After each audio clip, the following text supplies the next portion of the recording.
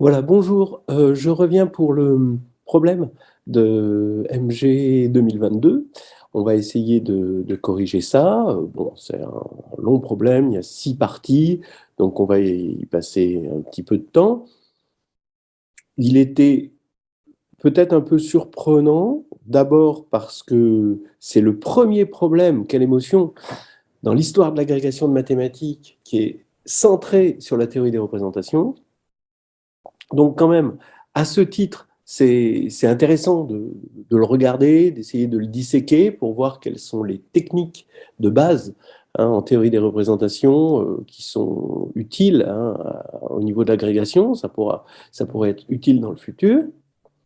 En même temps, euh, il est curieux de voir un problème aussi long et qui va quand même assez loin, avec des moments assez astucieux. Hein. Vraiment, j'ai eu l'impression à un moment qu'on était que c'était un mur d'escalade avec des jolis passages, particulièrement dans la partie grand 2, grand 4 et grand 5, et que ce problème ne traite pas du tout de la théorie des caractères. Alors la théorie des caractères, bon, vraiment pas du tout. On reste au niveau technique à une technique assez basique, c'est-à-dire de moyenner sur un groupe fini. Donc bref, ce qu'on appelle les techniques de Moyen Âge. How do you know she is a witch? She looks like one. Yeah, she looks like one. Sur une question, il y a le théorème de semi-simplicité de Maschke. Bon. Et il y a un autre théorème qu'on utilise qui dit que la somme des carrés des degrés des représentations irréductibles à isomorphisme près d'un groupe fini sur C est égale à l'ordre du groupe. Et ça, c'est même pas un théorème, bon, c'est un théorème de théorie qui nous est apporté par la théorie des caractères, mais en fait, on n'a même pas besoin de la théorie des caractères pour ça, c'est juste un théorème de semi-simplicité. Donc finalement, sur deux questions, on a utilisé la semi-simplicité. Bon, et le reste, c'est juste de la débrouillardise qu'on peut faire. On pourrait presque en faire un problème de licence, quoi. C'est-à-dire, c'est après un problème de devoir maison, on va dire, de licence, et très long, hein, évidemment. Donc, c'est pas si difficile que ça. Hein, donc, voilà. Le tout, c'est d'être familier avec les éléments. Hein, et de connaître les définitions, mais elles étaient rappelées, et puis essayer d'aller tout droit, savoir aller tout droit. Donc on va commencer par regarder des techniques de base parce que bon, je vais pas corriger toutes les questions, je vais essayer de corriger les questions qui demandaient de la réflexion, hein, mais je ne vais pas corriger évidemment toutes les questions, mais je vais dire comment on le montre. Par exemple, quand à des moments il faut trouver l'inverse d'une matrice 3-3, bon, je vais dire, voilà, on trouve ça, pas aller plus loin, on ne va pas regarder à un niveau de détail que normalement, quand on arrive à l'agrégation, tout le monde doit savoir faire. Voilà, quelques petits rappels pour ne pas avoir à se répéter, puis je ferai référence à ce que je vais dire, mais en gros, ce que je vais dire là, c'est un peu tout ce qui servait. Et vous allez voir que, bon, normalement, vous devriez remarquer que ce n'est pas énorme. Alors attention, je suis en train de parler d'un problème auquel assez peu de gens ont dû accéder, parce qu'il y avait 4 exercices barrières qui, si on les fait bien, si on veut bien les faire, et c'est ce qui était conseillé par le jury de ne pas grappiller, on n'accédait pas au problème. Voilà, là c'est clair. Mais quand même, pour le tour d'honneur, pour la gloire, pour le fait que c'est le premier problème de l'histoire de l'agrégation sur la théorie des représentations et qu'il est joli, on va le regarder. Donc, voilà la base. G, un groupe, E, un espace vectoriel. Alors, qui est souvent appelé V en théorie des représentations, parce que c'est très anglais, donc vector space au lieu de l'espace vectoriel. Et là, c'était le cas pendant le problème. Une représentation de G sur l'espace E, alors on peut le voir de deux manières, en fait. Et ça, c'est important de le voir de deux manières. C'est une action de groupe, voilà, mais avec de la linéarité. parce qu'on est sur un espace, on n'est plus sur un ensemble X, d'accord? On est sur un espace. Alors, donc, je vous rappelais ce que c'est qu'une action de groupe. C'est une application qui va de G croix E dans E, qui à Gx associe, j'ai oublié de mettre la flèche, G.x, qui est égal à ρ de G de X, on l'écrit aussi comme ça. Il faut une flèche ici. Et qui vérifie, E.x égale X, G.x et GG'.x, parce qu'ici, il y a une loi, donc attention, ce n'est pas le point, là, ici. Mais là, on a défini l'action. Là, on va aller un peu plus loin. C'est une action linéaire. C'est-à-dire G point, donc comme sur E, il y a une structure d'espace vectoriel, eh bien, G point lambda x plus mu y égale lambda G point x plus mu G point y. Voilà.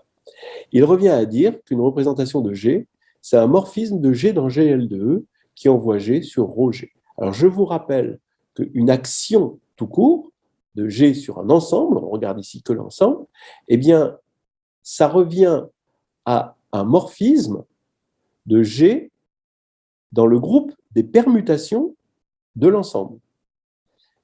Et ça, c'est les points 1 et 2 qui l'impliquent. Maintenant, avec le point 3, ça va dans quelque chose de plus précis que les permutations, ça va dans les permutations qui agissent linéairement sur l'espace vectoriel. Donc, c'est-à-dire GL de E, puisque c'était déjà des permutations, donc des bijections, donc ce sont des bijections linéaires, donc c'est bien GL2. Et c'est ρ indice G. Voilà. Alors, on dit aussi qu'une représentation, c'est un morphisme de G sur GLN de K. Il suffit de fixer une base à E. E, ça va être un espace de... Alors, G, ce sera un groupe fini, et on regardera E comme un espace vectoriel de dimension finie sur C. Voilà. Alors, ce sera important que ce soit sur C, parce que vous allez voir que les techniques de base, c'est de moyenner, et pour moyenner, il faut être sur un corps de caractéristiques nulles. Alors, vous allez me dire pourquoi C? Parce que c'est un corps de caractéristiques nulles et algébriquement clos, parce que des fois, on a besoin de valeurs propres. Et d'ailleurs, à un moment, dans le problème, vous allez voir qu'on a besoin de l'existence d'une valeur propre. Comment trouver des représentations à un groupe G? Alors, tout d'abord, il y a les représentations de degré 1. Ce qu'on appelle le degré, c'est la dimension de E, d'accord, de l'espace des représentations. E, ce sera l'espace des représentations. Maintenant, si G est un groupe, D de G, c'est son groupe dérivé. Alors, je vous rappelle que le groupe dérivé, c'est le sous-groupe engendré par les commutateurs GH, G-1, H-1. Ça, ce sont les commutateurs. Ces commutateurs, ils engendrent un sous-groupe de G qui, d'ailleurs, est distingué. Une représentation de degré 1, c'est un morphisme ρ de G dans GL1 de C. Mais GL1 de C, c'est le groupe multiplicatif C étoile. Donc forcément, D de G, il va être dans le noyau de ρ. Pourquoi? Parce que C étoile, c'est commutatif. Donc ces éléments, quand ils vont se retrouver, quand on va passer par ρ, quand ils vont se retrouver, on va avoir des commutateurs puisque ρ est un morphisme, l'image d'un commutateur, c'est un commutateur, et un commutateur dans C étoile, c'est forcément 1, parce que C étoile est commutatif. Donc, puisque D de G est dans le noyau, il y a passage au quotient, et on va avoir un morphisme ρ bar de G quotienté par D de G, qui maintenant est abélien, parce que quand on quotiente par les commutateurs, ça y est, tous les commutateurs sont triviaux, donc on a un groupe abélien. C'est d'ailleurs le plus gros quotient abélien qu'on puisse imaginer de G, et qui va dans C étoile. Alors là, c'est intéressant, parce que maintenant, on a un groupe abélien fini, parce que G, il était fini au départ, et on sait trouver toutes les représentations d'un groupe abélien fini. Alors, donnons un exemple. D'abord, les représentations de Z sur NZ, voilà un groupe abélien fini, un groupe cyclique.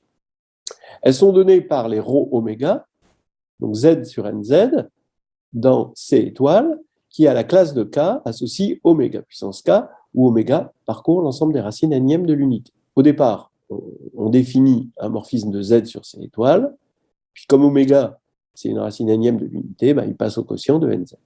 Donc il est clair que si on a une représentation de degré 1, donc dans C étoile, voilà, il faut préciser que c'est de degré 1, bon, je l'avais dit avant, Z sur NZ, si on va dans C étoile, 1 doit aller vers oméga, c'est-à-dire une racine énième de l'unité, forcément, puisqu'il faut que oméga n soit égal à 1, d'accord, parce que ce sera l'image de 0. Et maintenant, réciproquement, on voit qu'à chaque fois qu'on se donne oméga, par passage au quotient, une racine énième de l'unité, on obtient une représentation de degré 1, rho oméga. Maintenant, qu'est-ce qui se passe? Parce qu'on sait que les groupes abéliens finis, il y a un théorème de structure qui nous dit que les groupes abéliens finis, c'est des produits directs de groupes cycliques. Donc, qu'est-ce qui se passe quand on multiplie un groupe cyclique par un autre groupe cyclique? Eh bien, là, on va avoir tout simplement des représentations tensorisées comme ceci. Donc, ça, faut pas en avoir peur. Regardez, Z sur NZ croît Z sur MZ dans ces étoiles. À K bar, j'ai oublié de mettre un bar ici, L bar, ça donne oméga K NL. Avec oméga, c'est une racine énième de l'unité, et état, une racine mième de l'unité. Et donc, ça va nous faire n fois m représentations. Et à chaque fois, le nombre de représentations de degré 1 d'un groupe abélien fini, ça va être égal au cardinal du groupe. Après, dans le problème, on parle de l'algèbre C de G, c'est les fonctions de G dans C. C'est un espace vectoriel de dimension, le cardinal de G, parce qu'il va y avoir comme base, regardez, la base delta indice G, on prend delta G qui a H donne 0 si H est différent de G et 1 si H égale G. Et donc, ça nous fait une base, on voit que c'est une base. Alors, maintenant, vous voyez que quel est l'avantage de C de G sur G? C'est G, c'est juste un groupe. Alors que C de G, comme c'est des fonctions qui vont dans C, ça va bénéficier de la structure de C. De la structure d'espace vectoriel, de C espace vectoriel. Donc ça va être un C espace vectoriel, on l'a dit, mais aussi d'une structure d'algèbre. Donc on pourrait la munir d'une multiplication naturelle, qui vient de la multiplication de C, mais en fait on va la munir, vous allez voir pourquoi, de la convolution. Alors, regardez la convolution, deux fonctions f et f' dans C de G, ça va nous donner f étoile f', donc qui va être une fonction de C de G, qui à G donne la somme pour k, k' dans G, de f de k fois f' de k'. Donc évidemment, on se sert de la multiplication de C, mais pas directement. Ce n'est pas juste f de G fois f' de G. C'est quelque chose de plus compliqué, c'est la convolution. Certains préfèrent, au lieu d'écrire k, k' égale G, préfèrent écrire f de k, et au lieu de k', mettre k-1 G. Comme ça, il n'y a qu'une seule variable. Mais j'aime mieux comme ça, parce que c'est plus symétrique. Et on voit, l'associativité va se voir facilement, le fait que l'élément neutre, c'est delta E, delta E défini ici, c'est facile à voir. Et attention, étoile n'est pas commutative, parce que la multiplication de C, elle est commutative, mais là, ça demande kk' égale G, et ça n'implique pas que k'k égale G. Donc, ce n'est pas commutative en général. Si G est commutatif, alors oui, c'est commutatif. Et là, ça devient intéressant, mais bon, le problème, ne regardez pas ça, mais c'est intéressant pour la théorie, c'est que si on multiplie delta G par delta H, ce qui est naturel, on a des éléments d'une base dans une algèbre, dans une C-algèbre, on va essayer de multiplier ces éléments de la base, c'est ça. Eh bien, c'est facile de voir que ça fait delta GH. Donc, vous vérifiez facilement. Et donc, à ce titre, la convolution, c'est une opération qui va prolonger l'opération de G. Imaginez, vous remplacez, donc ici, vous avez des éléments G. Les éléments qui vont prendre la place de G, ici, ben, c'est les delta G. Et on a encore, une fois, grâce à la convolution, une multiplication qui est la même que celle de G, à cause de cette égalité. Mais maintenant, c'est G qui est, j'ai envie de dire, enveloppé dans un espace vectoriel. Et mieux, une C-algèbre. Donc en fait, c'est l'algèbre enveloppante, en quelque sorte, de G. C'est la plus petite C-algèbre, on peut imaginer, qui contient G. Donc on va pouvoir, à la fois dessus, faire de la théorie des groupes, et parce qu'il y a un groupe qui est dedans, mais aussi avec la théorie, je vais dire des modules, mais aussi la théorie des espaces vectoriels, la théorie des algèbres, des idéaux, etc. Voilà. C'est omniprésent dans la théorie. Non. On a une représentation de G dans l'espace C de G. Il faut pouvoir définir G point une fonction. Mais G point une fonction, on peut le définir, étant donné qu'il y a une base, c'est les delta H, eh bien, il suffit de définir l'action sur la base, et ensuite on la prolonge par linéarité. Donc il suffit d'écrire G point delta H égale delta G étoile delta H, c'est-à-dire delta GH. Voilà. Et ça va fournir une représentation qu'on appelle la représentation régulière de G, qui est importante. Si H et K sont des sous-groupes de G, on va définir le sous-espace C. Alors regardez, G, il y a H, backslash G et slash K. Et ça, c'est un sous-espace de C de G. C'est l'ensemble des fonctions f de G dans C qui sont constantes sur les doubles classes. D'accord ? Donc, si j'appelle petit g un élément de grand G, je vais appeler la double classe de G par rapport à H et K l'ensemble des H, G, K, quand petit h parcourt grand H et petit k parcourt grand K. Et ce que je veux, c'est avoir des fonctions qui sont constantes sur OG. Quel que soit G, après, ce n'est pas les mêmes constantes selon G, mais pour un G donné, c'est constant sur OG. Alors, regardez comment on peut construire une fonction, ici, qui soit invariante. Et là, vous allez voir que le Moyen-Âge commence à opérer. Bon, je n'ai pas fait la moyenne, j'aurais dû prendre la moyenne, divisé par le cardinal de H fois le cardinal de K.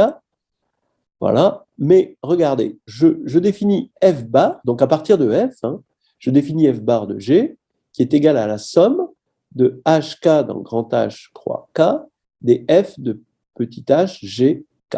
Et là, je vois que f bar va être constante sur les doubles classes. C'est-à-dire que quand je vais faire f bar de h', g, k', je vais tomber sur f bar de G. Alors pourquoi en gros ? Bien parce que quand je vais faire ça, ici, je vais remplacer G par h', g, k'. Donc ici, par définition, je vais avoir une somme des f, h, h', g, k', k. Et maintenant, je vais faire le changement de variable h seconde, k seconde, égale h, h', k', k. D'accord ? Voilà. Donc c'est bien un changement de variable parce qu'on a un groupe, parce que justement h et k sont des groupes, c'est-à-dire que à partir de h, je construis h seconde, mais à partir de h seconde, je peux retrouver h. Donc maintenant ici, à partir du moment où c'est un changement de variable, je somme sur les h secondes, k secondes, et là j'ai ça par associativité, et je retrouve la formule f bar de G. Donc f bar est bien constante sur les doubles classes. Donc en fait, bon alors donc on aurait pu définir f bar, ça aurait été plus honnête de le définir comme une moyenne, c'était de la flemme de ma part, de ne pas diviser par cardinal de H fois cardinal de K.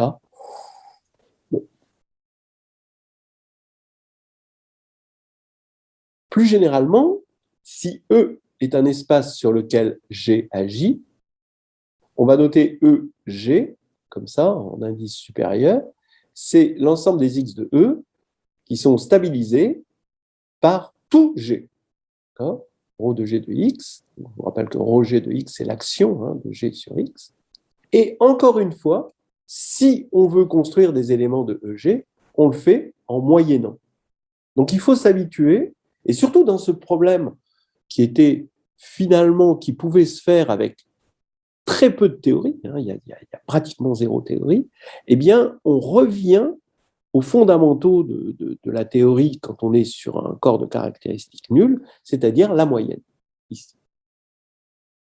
Donc on construit des éléments de EG en moyennant l'action de G, c'est-à-dire qu'on va poser x bar égale 1 sur cardinal de G, somme de G d'un grand G de rho G de X. On fait la somme de tous les rho G de X, et ça, évidemment, quand on va passer par rho G ici de X bar, alors là je vais changer, au lieu de G, je vais mettre G', ça va faire par linéarité 1 sur cardinal de G, somme de rho G de X, et donc là ça va faire rho G de X, et pareil, on va faire un changement de variable avec G seconde ici, et comme on a des groupes, c'est comme si G seconde, on a bien un changement de variable, c'est comme si G seconde parcourait G, ici on a X bar. Donc c'est invariant, et ça c'est vrai pour tout petit G. En fait, le fait de moyenner va faire qu'on a défini X donne X bar, c'est un projecteur. C'est-à-dire que quand on fait deux fois, d'abord c'est linéaire, ça c'est évident, parce que c'est une somme d'applications linéaires, et X donne X bar, quand on va faire maintenant le projecteur, le même, donc la même opération, mais sur X bar au lieu de X, maintenant, rho G de X bar, ça va être X bar, on vient de le voir, et la somme ici, puisqu'on a moyenné, c'est X bar. Donc l'avantage de le faire et de moyenner et d'avoir un projecteur sur E.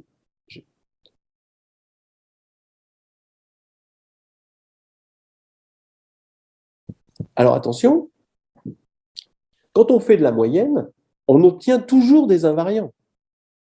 D'accord ? C'est-à-dire que X bar, on vient de le voir, c'est des invariants. Mais on peut être déçu, parce qu'on peut tomber sur l'invariant trivial 0. 0, il est invariant, de toute façon. Et c'est souvent quand on cherche des invariants, c'est pas pour tomber sur 0. Et même, il y a une situation où on tombe toujours sur 0. Regardez, et qu'on va rencontrer dans le problème, si X est dans E, et ρ est une représentation non triviale par homothétie, donc attention, c'est une représentation, tous les ρ indice G sont des homothéties. Et c'est non trivial, c'est-à-dire qu'il existe au moins un G, tel que c'est une homothétie de rapport différent de 2. Donc, on va avoir ρ G X est égal à lambda G X avec lambda K différent de 1 pour 1 K, voilà les homothéties. Et ça va faire que lambda K X bar, c'est rho K de X bar, puisque rho K, c'est une homothétie de rapport lambda K, mais comme X bar est invariant, c'est X bar. Mais lambda K est différent de 1, donc ici, ça fait X bar égale 0, systématiquement. Alors ça, le fait de moyenner et de tomber sur quelque chose de nul, c'est quelque chose que vous avez dû remarquer depuis un moment. Par exemple, quand on fait 1 plus J2, où J c'est une racine cubique primitive de l'unité, eh bien ça fait 0. Pareil quand on fait 1 plus I carré plus I cube. Voilà, donc ça fait 0. Et pourquoi ça fait 0 ? Parce que quand vous allez multiplier en gros par l'élément I, si on prend 1 plus I2 plus I3, le fait qu'on ait un groupe va faire qu'on retombe sur la même somme. Or, on a multiplié par quelque chose qui était différent de 1. Donc, ça fait 0. Voilà, c'est assez instructif. Et je voulais vous le dire parce que si on n'avait pas en vue, en attaquant le problème, ce genre de choses, on risquait de passer à côté de la solution.